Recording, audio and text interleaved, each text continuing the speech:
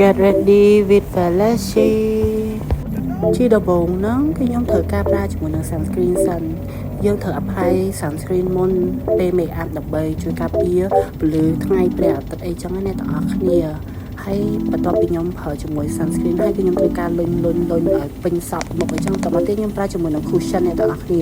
cushion នេះខ្ញុំប្រើ shade លេខ2លេខ3អ្នកទាំងអស់គ្នាហើយទៅ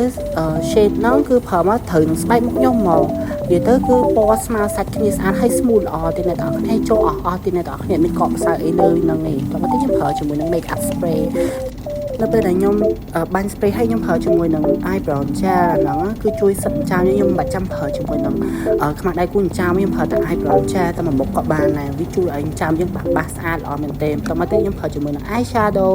ខ្ញុំពណ៌ស្រាលមែនទែនដើម្បីងាយស្រួលក្នុងការយើងផាត់ទៅរៀនឬផាត់ប្រចាំថ្ងៃបានអ្នកទាំងអស់គ្នាខ្ញុំយក color បែបពណ៌ស្រាលដូចជាពណ៌បែកកាឈុកស្រាលអីចឹងណាបន្តមកទៀតខ្ញុំប្រើជាមួយនឹង color បែបbrown soft brown អ្នកទាំងអស់គ្នាហើយខ្ញុំយកពណ៌ហ្នឹងយកមក apply លើកន្លែងកដាភ្នែកហ្នឹងដើម្បីឲ្យ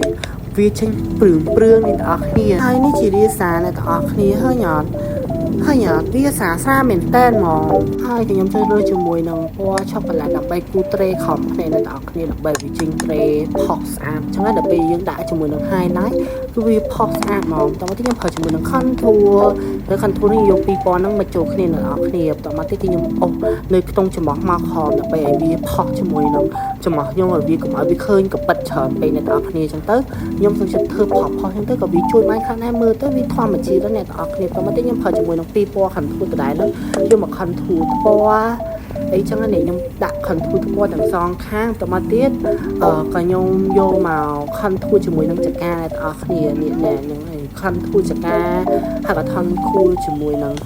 លើខាងអីឲ្យវាសប់មកហើយបាញ់ spray អ្នកទាំងអស់គ្នាតមកទៀតខ្ញុំប្រើជាមួយនឹង blush ហ្នឹងខ្ញុំប្រើជាមួយនឹង3ពណ៌មកចូលគ្នាអ្នកទាំងអស់គ្នាខ្ញុំដាក់លើហ្នឹងចឹងខ្ញុំយកមកផុសជាមួយនឹងក្រោមភ្នែកហ្នឹងយកមកបបវានៅក្រោមភ្នែកហ្នឹងដើម្បីឲ្យវាចេញមកពណ៌ស្អាតអ្នកទាំងអស់គ្នា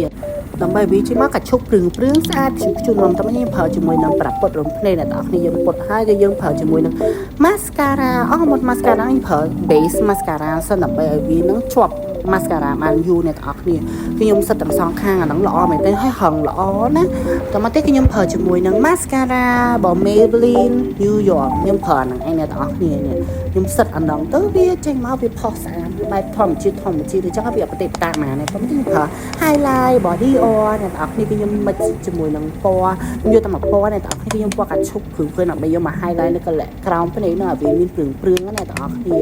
ហ្នឹងហើយនេះខ្ញុំផាត់ទាំងសងខាងដើម្បីវាចេញមកវា bling ស្អាតអញ្ចឹងទៅមកទៀតខ្ញុំប្រើជាមួយនឹង powder pot recommend best of the best វាទៅ pot កាឈុកហ្នឹងផាត់ទៅអត់មានឃើញកាឈុកអ្នកទាំងអស់គ្នាឃើញជាសាច់ម្សៅសស្អាតខ្ញុំផាត់ទៅអត់ខុសហើយអ្នកទាំងអស់គ្នាខ្ញុំ recommend ហ្មង pot ហ្នឹងហើយមកកំប៉ុងតា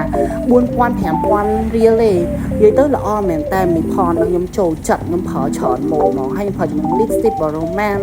និយាយទៅ color ហ្នឹងបែបស្រាលហើយចេញមកបែបការ៉ុតវាសាមញ្ញមែនតែខ្ញុំដាក់ blend តិច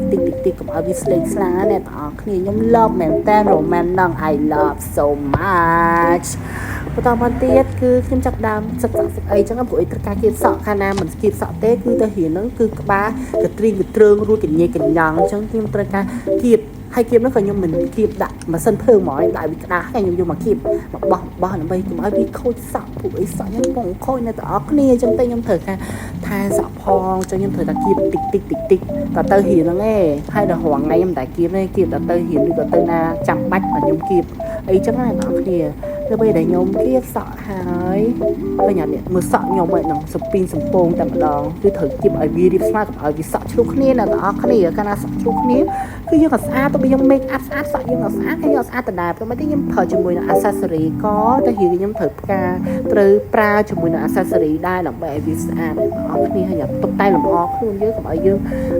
អត់ស្អាតអីចឹងយើងដូចខ្វះអីមួយចឹងដល់មកទីខ្ញុំប្រើគឺខ្ញុំពាក់ជាមួយនឹងកាតសិស្សកាលណាខ្ញុំបានពាក់កាតសិស្សទេគឺវាអត់គ្រប់គ្រាន់ជានិស្សិតទេអញ្ចឹងខ្ញុំត្រូវការពាក់កាតសិស្សជាមួយនឹងការរៀបចំខ្លួនរៀបចំឲ្យវាស្អាតបាតអញ្ចឹងឲ្យវា clean you know clean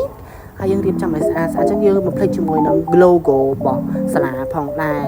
ដើម្បីពាក់ទៅឲ្យវាស្អាតអញ្ចឹងអ្នកទាំងអស់គ្នាឲ្យវាគ្រប់គ្រាន់ហើយជាទៅគឺជានិស្សិតពេញលេញតែម្ដងអ្នកទាំងអស់គ្នាយើងនេះជារាសារបស់ខ្ញុំដែលខ្ញុំតុបតែងខ្លួនហើយខ្ញុំត្រូវស្រីសំតិចតួអីចឹងណាបន្តមកទៀតកុំភ្លេចជាមួយនឹងការបាញ់ទឹកអប់កាលណាបាញ់ទឹកអប់ទៅវាខ្លួនយើងស្អាតរបៀបយើងផាត់មុខស្អាតហើយយើងមិនខ្លួនយើងស្អុយមែនយើងត្រូវតែបាញ់ទឹកអប់ដែរដើម្បីវា confident feel confident អ្នកទាំងអស់គ្នាហើយវា confident ហើយនេះគឺជា look រីសាមិនដែរអ្នកទាំងអស់គ្នាសាមញ្ញ